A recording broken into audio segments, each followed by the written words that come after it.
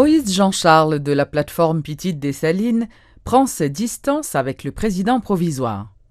Le candidat à la présidence, mécontent des actions posées par le chef de l'État, menace de passer dans l'opposition et lance même un ultimatum aux membres de son parti qui sont proches de Jocelyn Privert. Premier faux pas, le président transféré, limité 200 millions de gouttes en DAFAES pour arroser parlementaire. Les 15 faux pas du président Privert, c'est le titre du bilan de 2 mois et demi de Jocelyn Privert comme président provisoire, dressé par Moïse Jean-Charles. Le candidat à la présidence de la plateforme Petite Dessalines dénonce des pots de vin octroyés à des parlementaires par l'exécutif, des distributions de postes à des structures politiques spécifiques, alors que des problèmes urgents de la population sont laissés en plan, selon Moïse Jean-Charles. Il débloqué 150 millions de gouttes pour inondation au Cap. Moi-même dans le département, en vérité, je ne sais pas côté comme ça passé.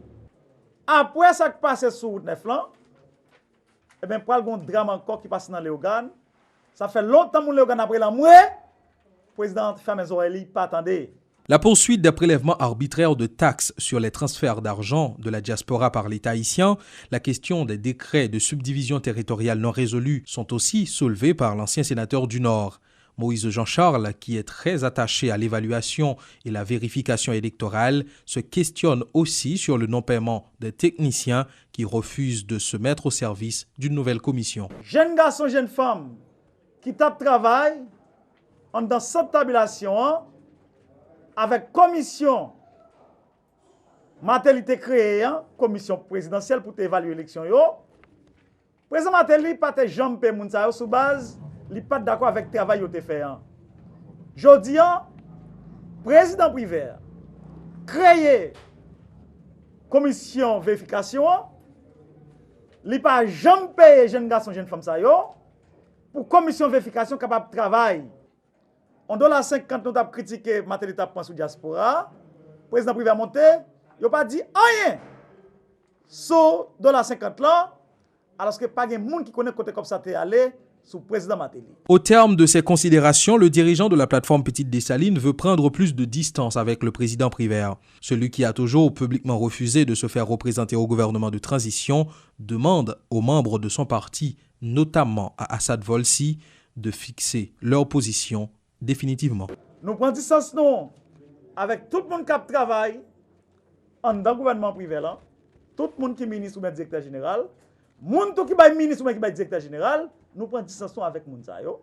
Et moun sa yo, yo gen 2 jours devant yo pour décider si après avec président Privert ou bien si après avec plateforme Petite Dessalines. On s'approche du 14 mai et Moïse Jean-Charles estime que le président traîne les pieds. Un nouvel accord politique doit être trouvé au plus vite pour prolonger le mandat de la transition, mais si la porte du dialogue reste ouverte entre la présidence et Petite Dessalines, une rupture est tout aussi possible. Et nous-mêmes, nous sommes capables d'opter pour gagner un nouveau accord politique qui est capable de déboucher au-delà des 14 mai.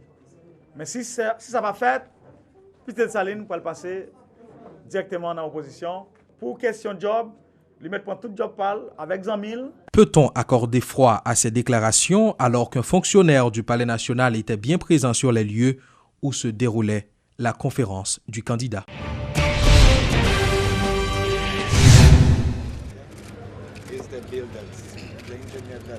Les locaux du ministère des Travaux publics ont été inaugurés par le président de la République ce mercredi. Ce nouveau bâtiment a été financé par l'Union européenne. Pour répondre aux besoins de la population et permettre aussi à l'État de se remettre sur pied et d'assurer au mieux ses fonctions régaliennes. Aujourd'hui, Monsieur le Président, aujourd'hui, Monsieur le Premier ministre, un bâtiment fonctionnel et moderne sort de terre après 22 mois d'un chantier qui a mobilisé tous nos efforts, un chantier qui a mobilisé toutes nos volontés et toutes nos énergies collectives. Il offre un cadre, un environnement de travail approprié au personnel du fameux MTPTC, c'est le slogan qu'il faut retenir ce matin, le MTPTC et ses employés qui pourront ainsi déployer tous leurs talents, toutes leurs énergies et tout leur savoir-faire au service des citoyens haïtiens. Cette infrastructure a été financée à hauteur de 4,6 millions d'euros et elle permet de soutenir activement dans ces tâches le ministère qui demeure, comme chacun sait, le principal pilote dans le domaine de la conception, de l'élaboration et de l'exécution des grands ouvrages du pays. Ce bâtiment nous fournit l'occasion de rappeler les liens d'amitié et le partenariat qui unit l'Union européenne et la République d'Haïti. Au nom du peuple haïtien, au nom du gouvernement et en mon nom propre, je veux exprimer ici, Monsieur l'ambassadeur, mes plus vifs remerciements et ma gratitude à l'endroit de l'Union européenne. C'est un exemple de coopération à renforcer et à répliquer autant que faire se peut quand on voit ce beau bâtiment. Je profite de l'occasion pour formuler sincèrement la promesse que ce ministère, logé dans ce bâtiment combien solennel, sera le siège de rigoureuses décisions infrastructurelles agencées de manière qu'elles répondent aux besoins fréquents de la population, mais qu'ils soient aussi à l'ambiance très productive et sérieuse quant à la qualité des services offerts. À cet égard, je rappelle le devoir du ministère des Travaux publics d'exécuter les projets qui lui sont soumis selon les normes techniques afin d'éviter du mieux que possible certains dégâts et ainsi garantir des travaux plus sûrs et plus viables. Et si le ministère doit en tout temps s'assurer de la réalisation de projets bien faits, il doit s'investir à fond dans le contrôle de la qualité des constructions. La population, elle, devra s'engager à respecter les principes établis tant à la mise en œuvre de certaines constructions trop souvent à risque, quant au démolissement des bâtiments qui s'avèrent dangereux. C'est dans cet esprit de complicité entre les institutions étatiques et la population dans son entier que nous pourrons aboutir à une Haïti nouvelle et meilleure. Les membres de la cellule de crise à l'hôpital de l'Université d'État d'Haïti dénoncent l'intransigeance des médecins résidents en grève depuis plusieurs semaines. Selon eux, ces médecins qui campent sur leur position constituent un obstacle au dénouement de la crise des hôpitaux. Selon le docteur Delaunay, les médecins résidents grévistes n'entendent pas négocier l'ajustement de salaire en dépit des propositions faites par l'État haïtien. Si la crise persiste jusqu'à maintenant dans les hôpitaux publics, l'intransigeance des médecins grévistes en serait la cause. C'est sans ambiguïté et en essayant de convaincre que le docteur Brunel Deloni, membre de la cellule de crise à l'HEH, a déploré qu'en dépit des propositions qui ont été faites, les discussions avec les médecins résidents continuent de bloquer sur ce point. Avec un pile discussion, un pile travail, un pile rencontre, nous arrivons même à faire rencontre au niveau de la direction du budget, au ministère des Finances, de l'économie et des finances, pour nous dire ouais, jusqu'à bon nous sommes capables d'arriver pour nous faire une proposition valable. Donc, c'est ça que fait, ça te permet de nous faire une proposition allant jusqu'à 50% pour certains et même pour d'autres jusqu'à 75% d'augmentation de frais. Et ça, finalement, nous arrivons même médecin résident jusqu'à la moitié du salaire d'un médecin de service, un médecin spécialisé. Mais jusqu'à présent, malgré tout ça, toute proposition ça, nous ne pouvons jamais accepter une là-dedans. Suivant la proposition soumise aux médecins grévistes, les frais de fonctionnement qui leur sont octroyés devront passer de 13 à 17 000 gourdes par mois en fonction du niveau du résident en formation. Et devant le refus des concernés, Dr Delaunay se questionne sur la motivation réelle des résidents grévistes. L'État haïtien a beaucoup investi dans la formation de ces jeunes qui veulent faire de l'argent une priorité et ce, au mépris de leur serment de médecin, a déploré ce proche collaborateur de la ministre de la Santé. En fait, nous sommes capables de parler d'intransigeance parce que ils ont montré nous qu'ils étaient très intransigeants et ils ont rejeté toute proposition à un moment donné. Ils ont rejeté toute proposition et nous-mêmes, nous pays à une limite, des côtés nous ne pouvons pas arriver.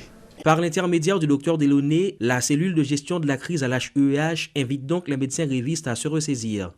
Le bien fondé de leurs revendications n'est pas nié, mais à l'impossible nul n'est tenu, laisse entendre le membre de cabinet de la ministre. Un médecin, il faut toujours connaître son sacerdoce, que vous gagnez pour servir une population et ce n'est pas l'argent qui peut motiver.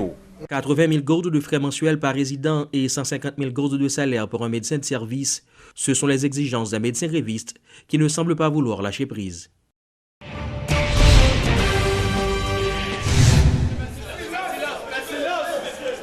Une vingtaine de détenus ont été libérés dans le cadre de la lutte contre la détention préventive prolongée.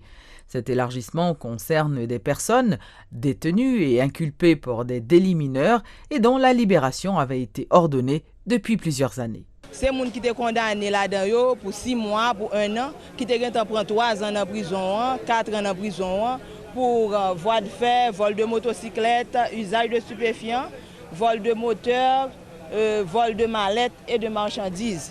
Ces gens de gens qui trouvaient libération yo matin. Ça qui est important pour nous. Pour le moment, moun été jugé, il était condamné pour 1 an, il était condamné pour 2 ans.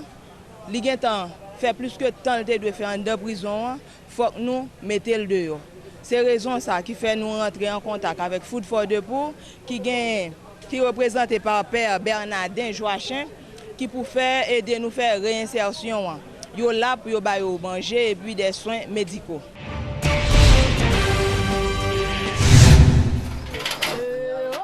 Le directeur départemental de l'Ouest, ostiné l'ouverture du ministère de l'Environnement, poursuit son programme de reboisement avec les écoliers. Ce mercredi, il s'est rendu au lycée Jean-Marie Vincent de Caradeux pour y sensibiliser les élèves sur l'importance de la protection de l'environnement. Le ministère de l'Environnement a continué caravane ça, qui c'est jeunesse environnement. Côté nous gagnons 3 activités principales qu'on a fait, sensibiliser Timonio, élèves l'école, profiter des programmes ça pour nous capables faire un assainissement dans l'école et puis enfin c'est planter plantes à ombrage dans le lycée avec l'école nationale. Donc comme je dis, nous déjà ça fait notre 3e l'école publique qui n'a pas avancé. Et nous espérons que si l'année ça nous commence avec l'école publique, c'est sûr que l'année prochaine nous avons touché l'école privée.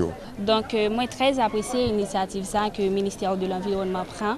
Donc pour reboiser l'environnement, c'est très bon. Pied-bois lui-même c'est un bagage qui est très important. Premièrement, la bas nous fraîcheur dans la cour, environnement vert et puis nous avons bien respiré tout. Nous avons sensibilisé les élèves qui sont 7e jusqu'à la recto pour conserver les bois, pour protéger. Donc, rouser les là pour pas tomber, ainsi que pas racher, pas couper. Donc, pour nous protéger, pour nous toujours un lycée qui est vert.